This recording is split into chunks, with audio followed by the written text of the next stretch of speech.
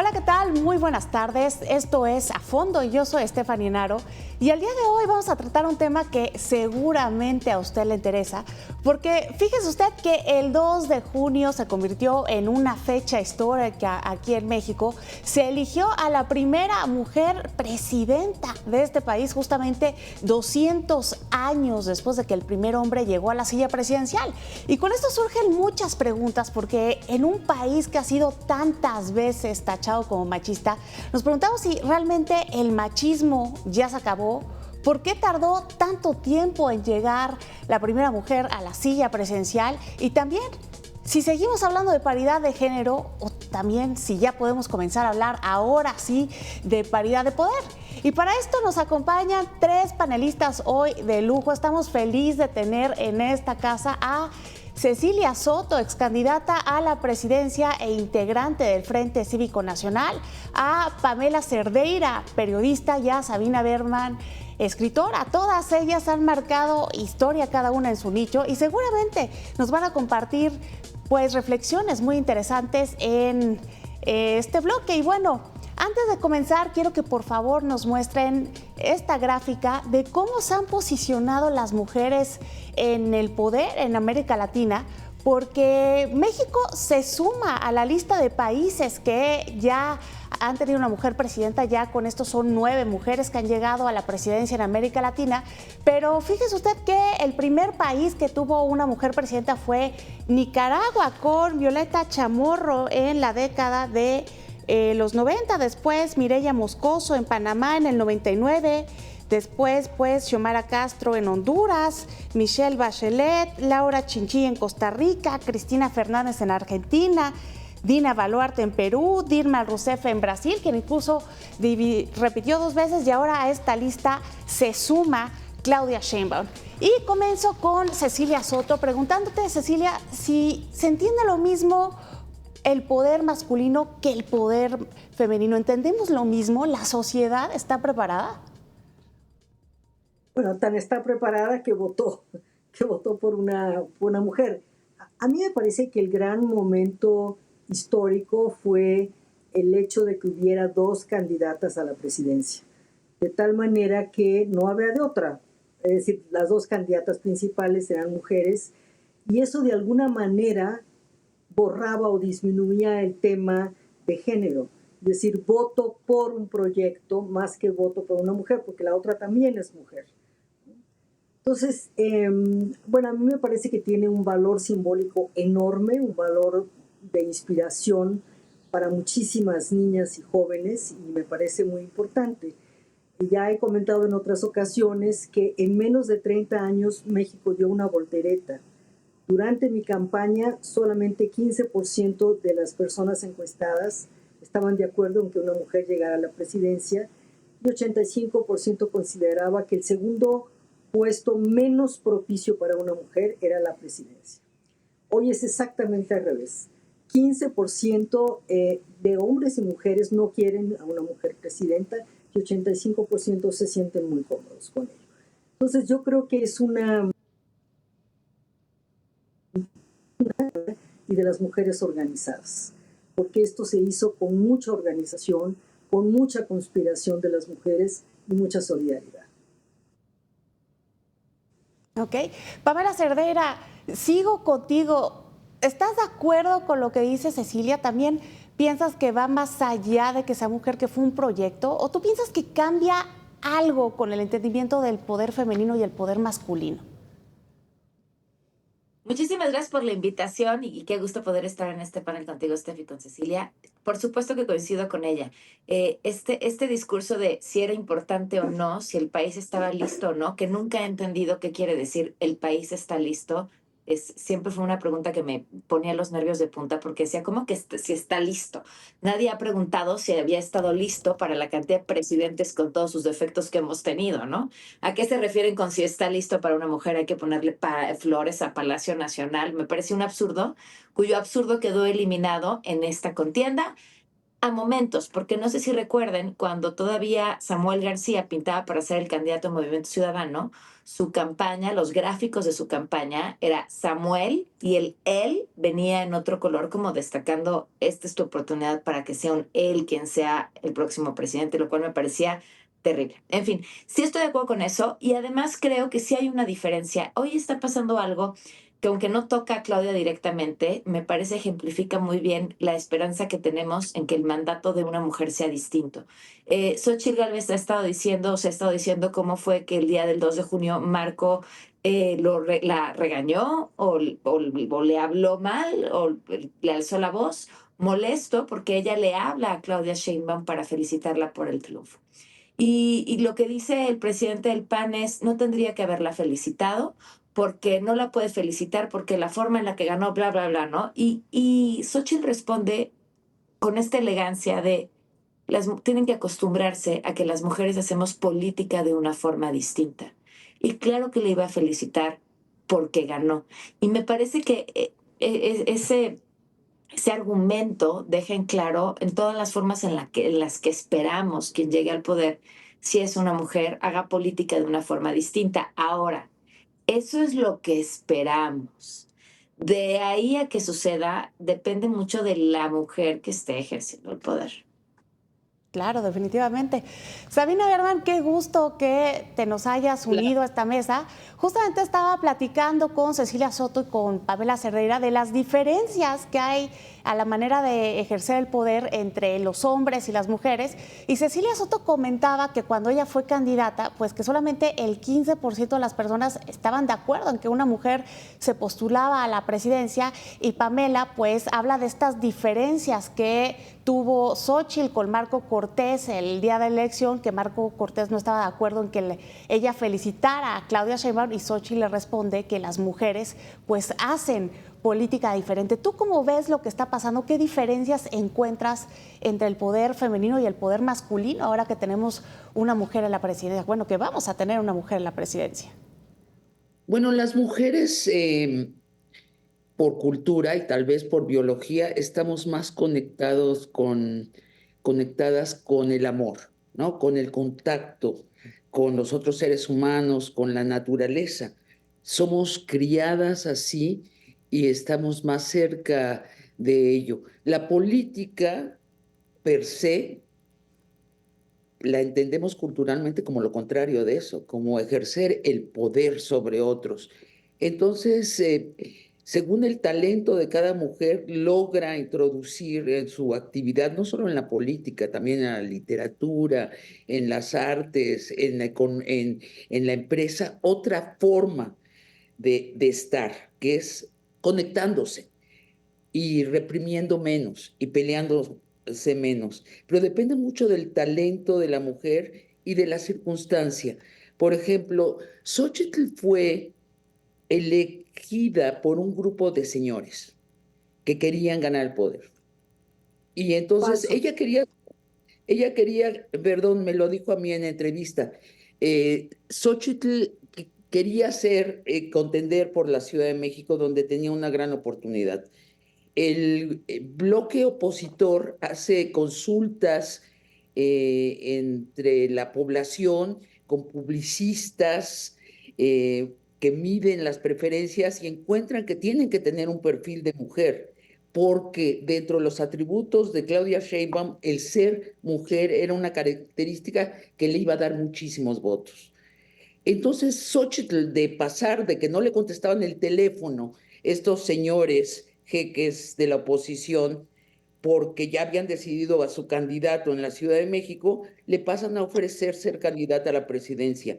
Desde mi punto de vista, lo mejor que tuvo la campaña del bloque opositor fue Xochitl, pero tuvo que lidiar constantemente con hombres que estaban usando su ser mujer y que no tienen idea de lo que es el feminismo. A mí no me extraña nada lo de Marco Cortés y estoy segura que no fue el único incidente.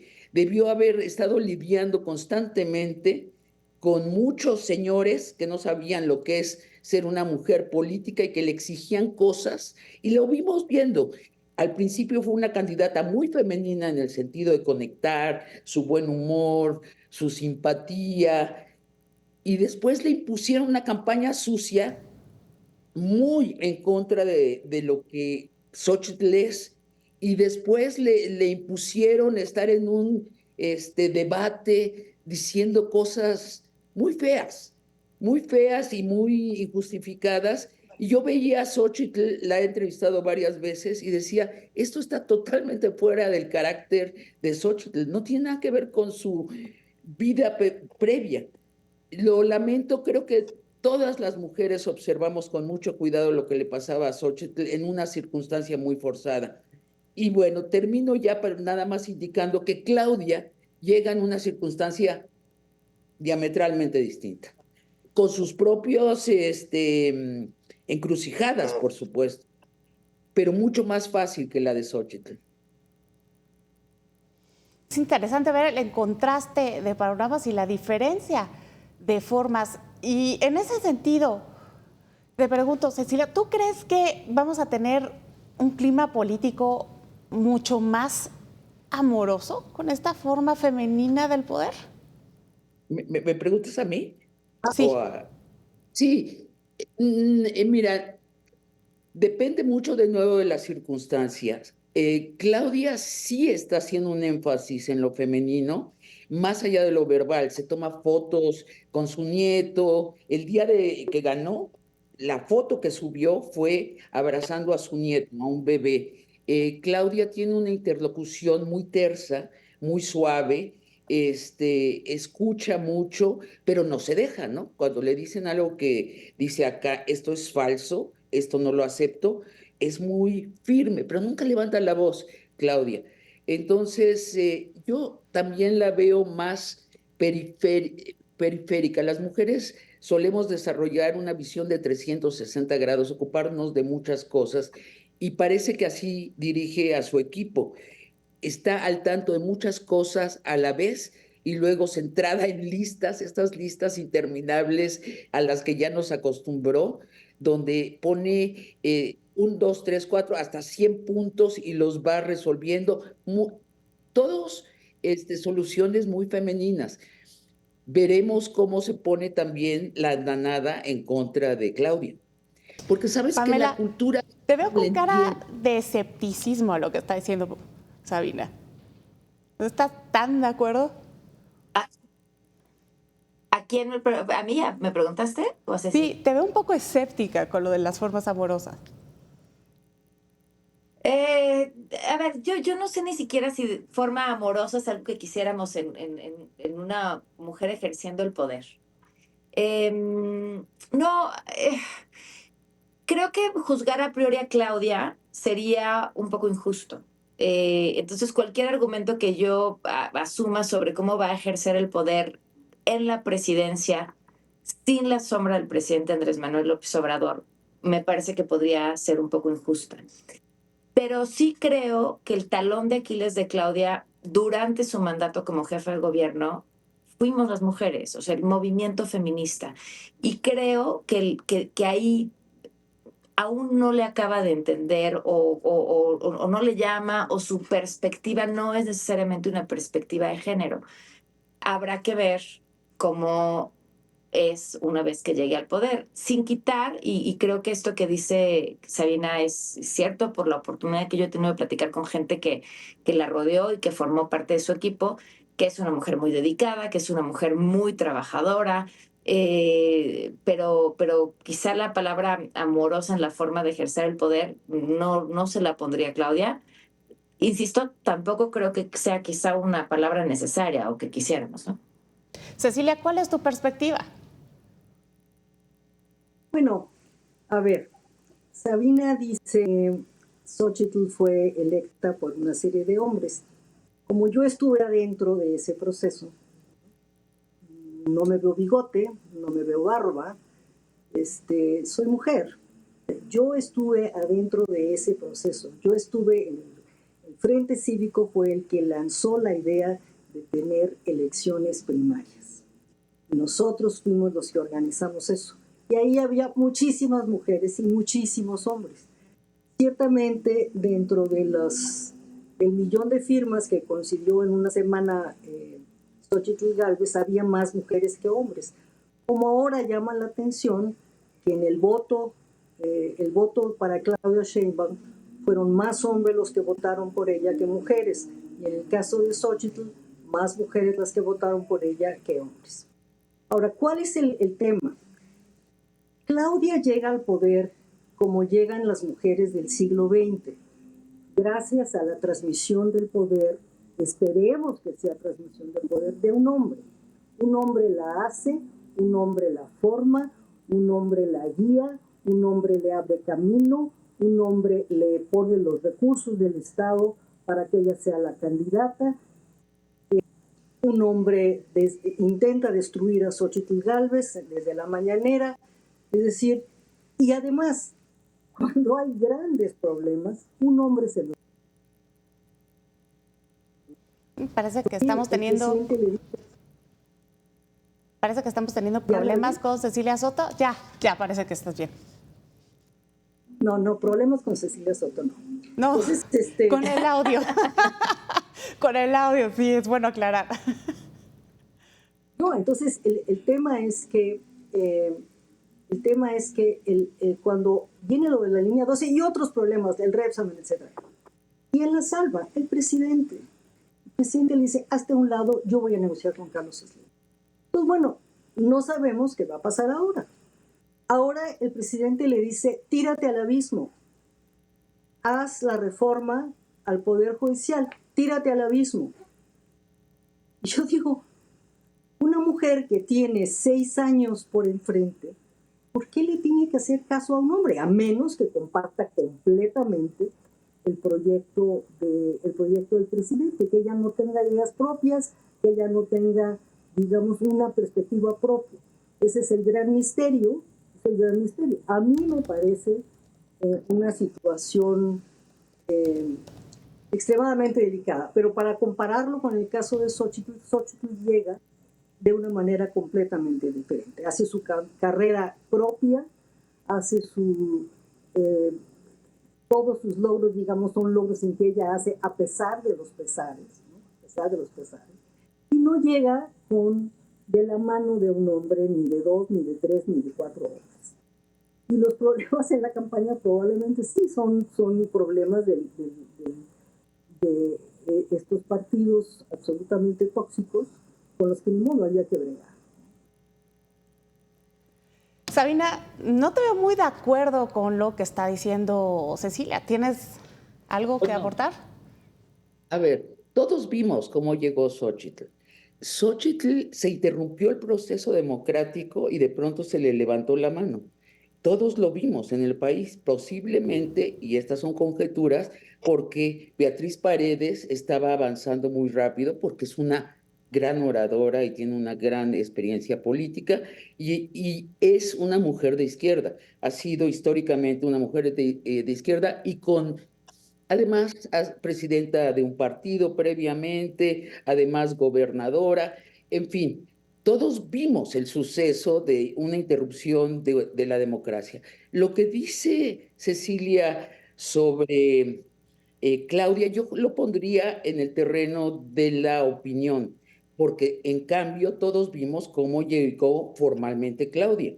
Llegó en una campaña larguísima en donde yo que pertenezco a la izquierda y hablo mucho con la gente de izquierda y fui encuestada por la izquierda, mi percepción coincide con los hechos vistos y atestiguados por el resto de la población de que Claudia ganó ese proceso democrático y además le sirvió muchísimo ser mujer. También pondría completamente en el terreno de la opinión esto de que el presidente le dice tírate al abismo, haz la reforma judicial, porque para empezar, el que va a asumir el costo político es López Obrador.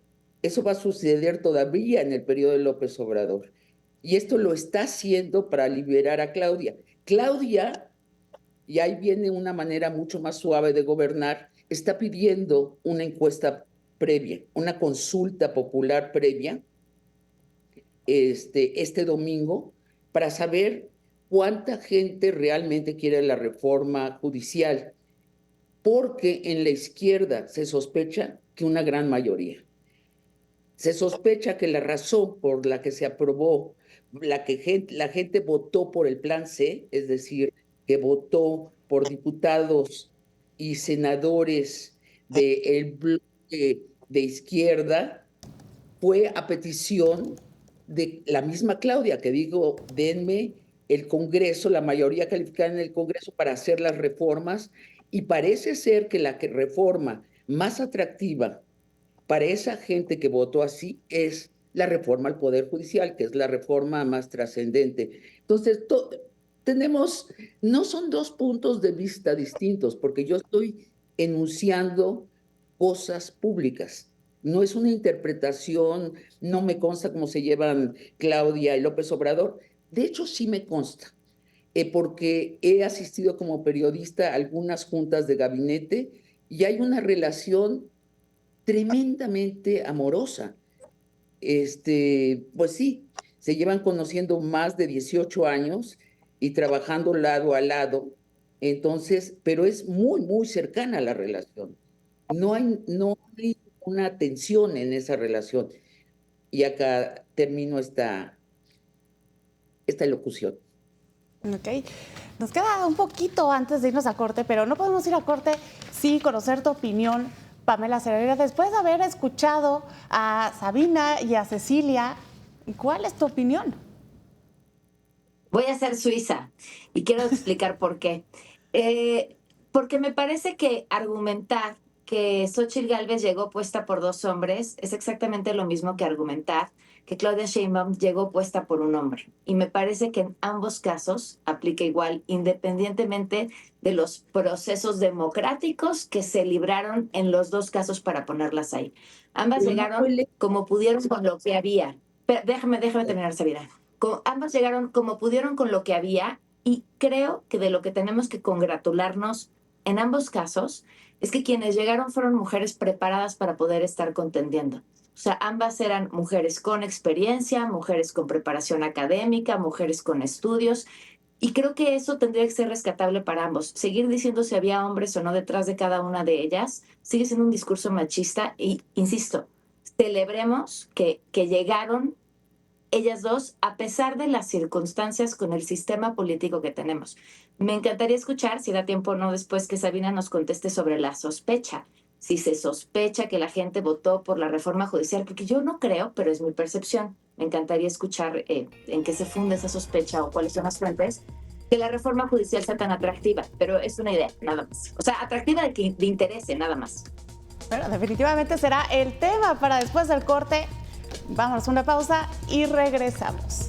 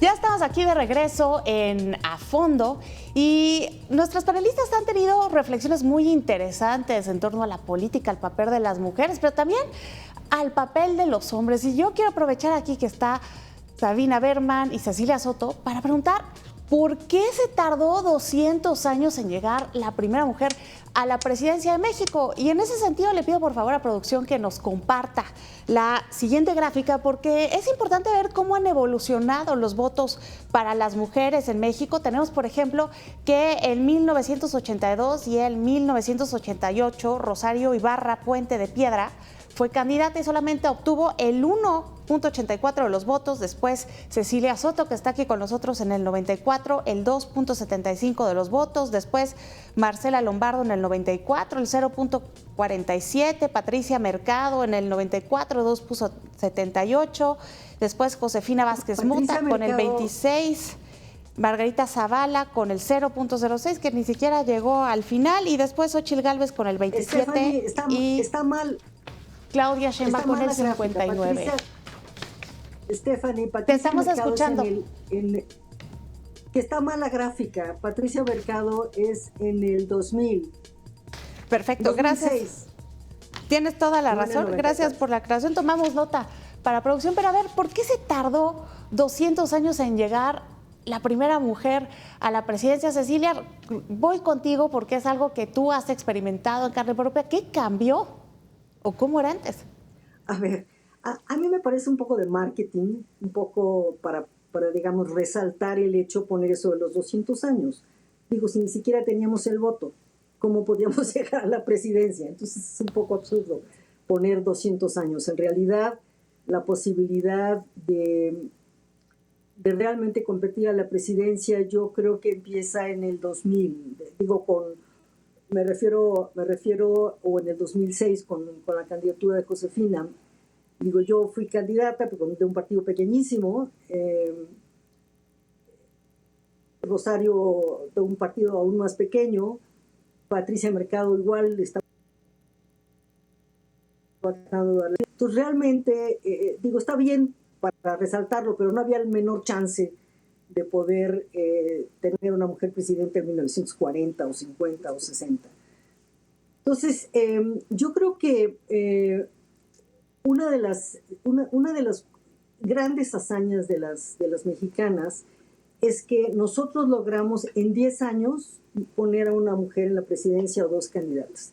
Es decir, nosotros hicimos la reforma de la paridad en 2014 y después en 2019 hicimos la reforma constitucional de la paridad en todo.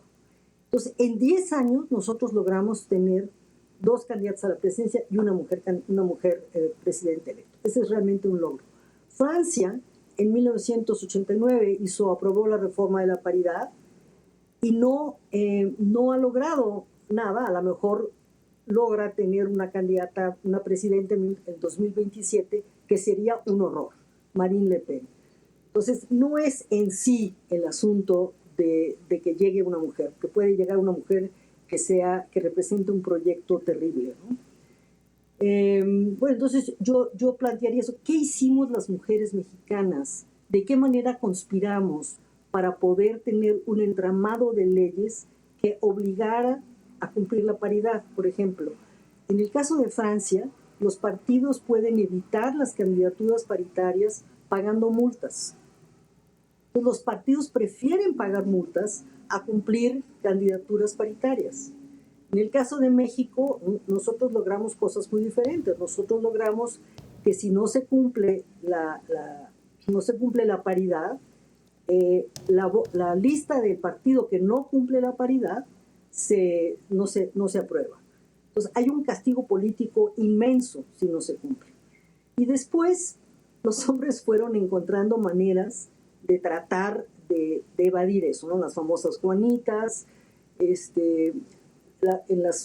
el 2021, aprovechando las cuotas para trans, y para etcétera, para personas con discapacidad o indígenas, poner a una rubia esplendorosa como indígena, a un rubio esplendoroso como indígena. Es decir, una serie de trampas que uno a uno hemos estado hemos estado nosotros destruyendo. Por ejemplo, la primera fue que al principio nuestros suplentes podían ser hombres. Entonces, ¿qué descubrimos esta cuestión de que a la semana de entrar a la Cámara de Diputados renunciaban 30, 40 mujeres para que entraran sus suplentes que eran hombres? Ok, estamos teniendo problemas de la red. Ya te escuchamos bien. Y en ese sentido voy contigo ahora, Sabina Berman. ¿Qué ha cambiado? ¿Cómo fue que llegó la primera mujer 200 años después? ¿Hubo trampas? ¿No había trampas? ¿Fue logro de las mujeres mexicanas? ¿Tú cómo lo ves? Claro que fue un logro de las mujeres mexicanas. Como decía Cecilia, es una hazaña de las mujeres mexicanas ya convertidas poco a poco todas en feministas. En 1955 las mujeres votan por primera vez en México. En los 1990, a mí ya me tocó esto, Marta Lamas y Patricia Mercado convocan a las mujeres de la cultura y nos dicen, hemos decidido que sí queremos el poder político. Porque antes no había esa decisión en el partido en el ambiente feminista. Y para eso nos empiezan a organizar, se abren fondos económicos para apoyar a las candidatas mujeres, se presiona a cada partido para que tenga X número de candidatas. Después todavía en el periodo de Vicente Fox, Marta Sagún convoca a las mujeres políticas de más alto rango para hacer un grupo que más allá de las diferencias derecha-izquierda, se decanten por el feminismo. Y de ahí es paso a paso, visto desde el espacio sideral, se ve como un salto cuántico que tengamos una primera presidenta, pero a ras de tierra ha sido paso por paso, organización, más organización. Y el otro punto crucial es el que menciona Cecilia, en 2019 tenemos un Congreso paritario. Si no hubiéramos tenido un Congreso paritario, esto no estaría sucediendo. Lo que pasó, primero las mujeres mostraron que son muy buenas políticas. Había la duda, hace 20 años había la duda si las mujeres todavía se preguntaban los hombres si teníamos inteligencia. Se lo preguntaban en voz alta en los programas de opinión, que si una mujer tenía el temple para ser política, que si una mujer no iba a ser controlada por un hombre. Bueno, después de que hay un Congreso paritario, todo eso se disuelve y se vuelve un positivo ser mujer para la población, sobre todo para los hombres jóvenes, quiero decir, obviamente para las mujeres, pero para los hombres jóvenes en especial. Esto es una interpretación, yo supongo que porque son hombres menos machistas, porque ya son hijos y a veces nietos de feministas y anhelan tener un país más igual. Y sí, yo insistiría en el término amoroso. A mí, hasta que no me desengañen, en México las políticas mexicanas han sido más amorosas, más receptivas, más dialogantes que los políticos hombres. Pamela, voy contigo. ¿Ya llegó el tiempo del 51% de la población? Ojalá. Me parece que mientras sigamos diciendo la primera, es que todavía nos falta un montón. Entonces, eso, pero también creo que en esto es importante hacer siempre una especie de zoom out. Uno cree que los avances son muy lentos y que, ¿no? Tú ves una marcha del 8M y te emocionas y a la semana siguiente oyes del próximo feminicidio y entonces crees que no hemos avanzado nada. Y entonces hay que alejarnos un poco y ver este recorrido histórico, uno, para agradecer y reconocer a todas esas generaciones de mujeres que han logrado lo que hoy tenemos. Es el resultado de su trabajo de muchos años y de muchísimas generaciones y celebrar eso, pero también reconocer pues, todavía el camino que nos falta. Me parece que decir ya llegamos es una trampa peligrosísima. Estamos mucho mejor de lo que estábamos, pero nos falta muchísimo para avanzar. Me encanta que Sabina diga lo que se decía hasta hace no mucho tiempo sobre las mujeres, porque a mí me encanta recurrir a un texto que tengo que se publicó en un periódico justo en el marco en el que se discutía el derecho al voto de las mujeres. Y entonces el editorial de ese diario dice que darle el voto a las mujeres constituía un peligroso, un riesgo enorme para el delicado equilibrio de la nación. Válgame. Porque, y mira, me lo sé casi de memoria, porque decía, no es lo mismo el temperamento de una mujer del norte que el temperamento de una mujer del sur. Y entonces esgrimía una serie de argumentos de por qué dar el voto a la mujer consistía en un, de verdad, riesgo para el delicado equilibrio de la nación.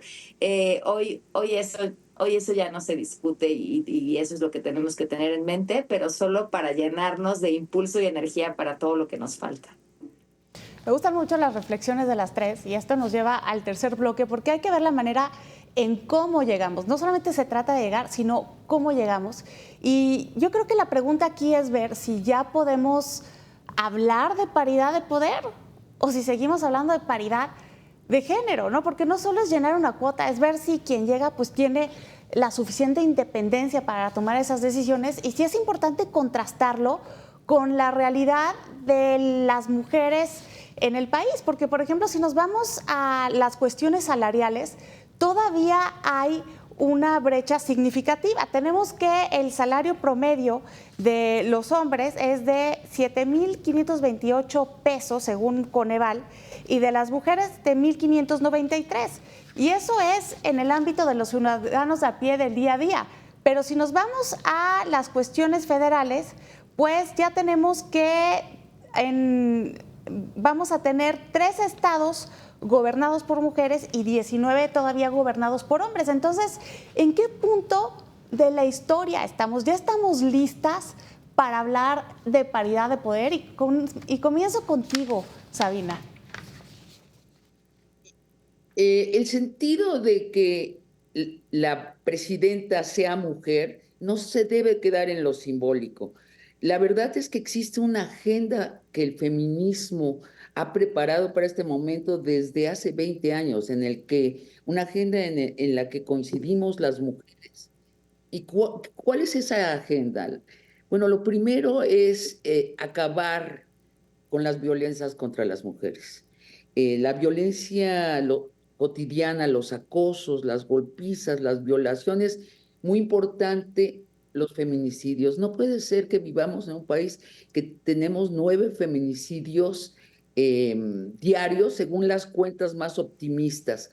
Yo en una carta que le escribí pública a Claudia Sheinbaum le pedía que se pusiera como meta al final de estos 6 años que ya no ocurriera ningún feminicidio diario. Hay países que lo han logrado, que tenían un problema del tamaño de México y lo han logrado, por ejemplo España, y que si sucede un feminicidio sea tan anormal, tan atípico, tan horroroso que llegue a las primeras planas de los periódicos. Y luego la segunda parte de la agenda es lo que se llama el sistema de cuidados. Un Estado que provea a las mujeres de las facilidades para cumplir con su trabajo en el hogar, que desgraciadamente sigue siendo asumido mayormente por las mujeres. Es decir, no hay ninguna razón por la que un hombre no pueda planchar o peinar a los niños.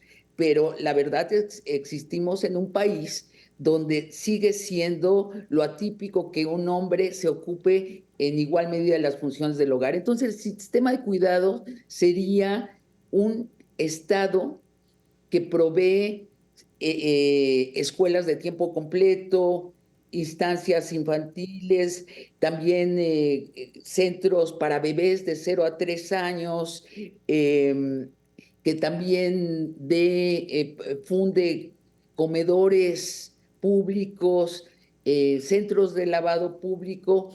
Afortunadamente, Claudia tiene todo esto ya en su propio proyecto de gobierno. Por cierto, también Clara Brugada. Si esto no se cumple, habrá sido solo simbólico que el presidente haya sido presidenta. Yo siento ahora una cierta confianza de que sí es la intención de Claudia Sheinbaum cumplir este proyecto anunciado.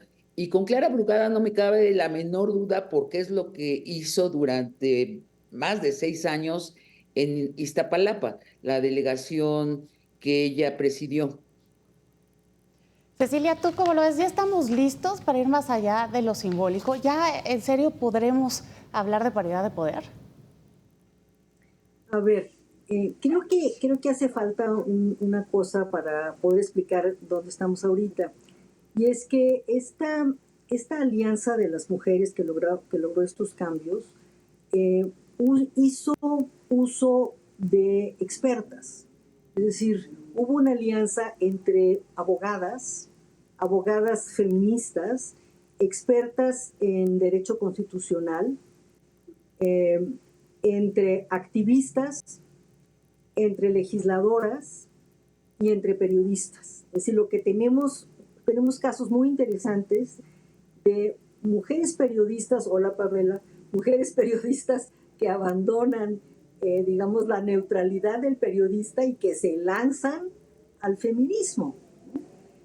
Entonces, esto logró que el mensaje del trabajo que teníamos, los logros que teníamos, se multiplicara.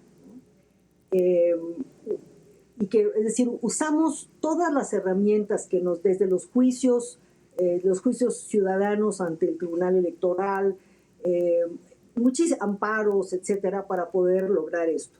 También hicimos uso de aportaciones del movimiento feminista de otras partes.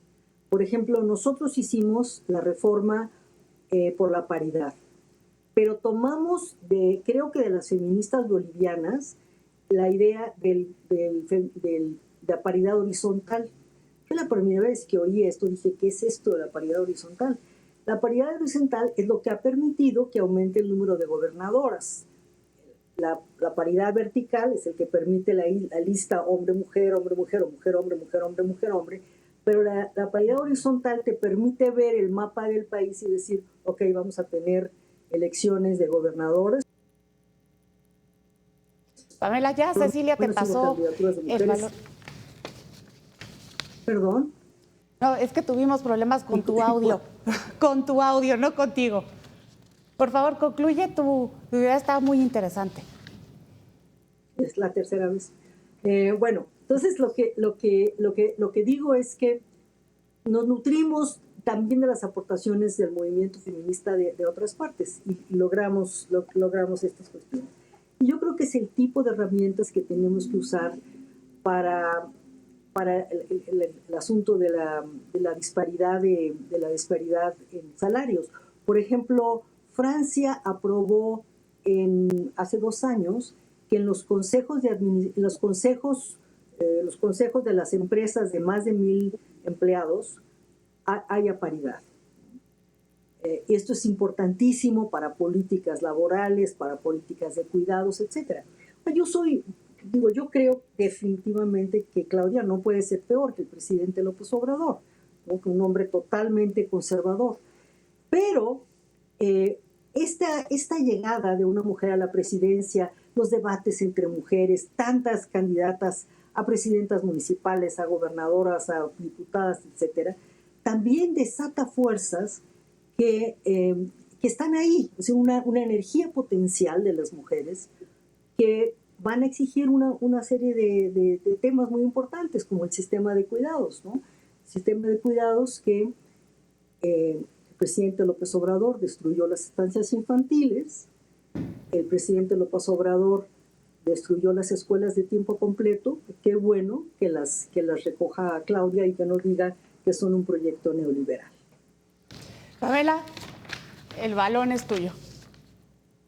Oye, bueno, a ver, creo que el ejemplo de dónde estamos paradas es este mismo programa que estás conduciendo tú y que tienes a 3 panelistas mujeres, ¿no? Y es un poco donde estamos parados. Ahora, hay un caso. Ruanda tiene, en el 2023, tenía 61.3% de mujeres en el Parlamento. Y me parece que desde hace mucho tiempo es quien tiene un porcentaje mayor de mujeres en el mundo. Es una periodista decide ir allá e investigar qué está pasando. Oye, pero Pero, ok, hay Qué un bueno, caso pero de una periodista. Sí, sí, no, no, no, no, no, no, no. Pero hay otro caso de otro lugar donde va también, ocupa históricamente el lugar con mayor mujeres en el Parlamento. Entonces me equivoco y me disculpo si no fue Ruanda en este caso. Ahorita les no, digo sí bien es. el país en el que fue. Va una mujer periodista a investigar qué es lo que está pasando con la cantidad de mujeres que se encuentran en el Parlamento y los cambios sociales que en esto se traducen. Y ella encuentra que los cambios sociales en cuanto a la posición de las mujeres no cambian en realidad en ese caso. ¿A qué me refiero con esta historia y con retomar un poco esto? Las cuotas aceleran la participación de las mujeres y estamos teniendo los resultados aquí, como en el caso del número de gobernadoras en nuestro país. ¿Qué tanto aceleran esas cuotas los cambios sociales? O sea, que de verdad se encuentren las mujeres en mejores posiciones frente a sus parejas o en posiciones de equidad frente a sus parejas en la vida diaria. Y creo que ahí es donde también tendremos que apostar. Definitivamente. Y bueno, se nos está acabando el tiempo, nos queda minuto y medio, así que les pido a las 3, ya no me dejas despedirnos, se nos acabó el tiempo, viene la guillotina, así que les quiero dar las gracias a las 3 por habernos acompañado. Muchas gracias, Cecilia Soto, muchas gracias, Sabina Mervan, muchas gracias, Pamela Cerdeira. El programa de hoy estuvo de lujo y fuimos a fondo con respecto a la situación de las mujeres en el poder. Muchas gracias, que tengan muy buenas tardes.